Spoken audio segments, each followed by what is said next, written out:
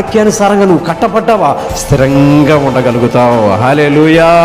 ఈ వాక్యం ఈ కాంక్రీట్ లాంటిది, ఈ వాక్యం ఈ పిల్లర్ లాంటిది, ఈ వాక్యం ఈ యొక్క సిమెంటు లాంటిది. ఈ సిమెంటు ఎప్పుడైతే ఆ మధ్యలో ఉన్న ఐరన్ చువ్వలకి గట్టిగా పెన వేసుకొని ఉంటుందో అది పడిపోకుండా ఉంటుంది. కనుక ఐరన్ చువ్వలు ఆ లోపల వేసేటటువంటి ఐరన్ నువ్వైతే కింద కాంక్రీటు దేవుని వాక్యం అని గుర్తుపెట్టుకో.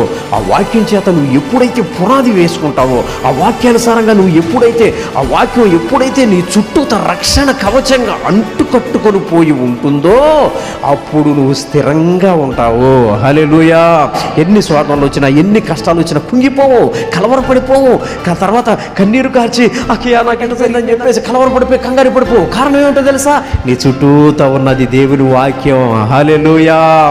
వాక్యం చేత నువ్వు కట్టబడాలి. Praise the lord.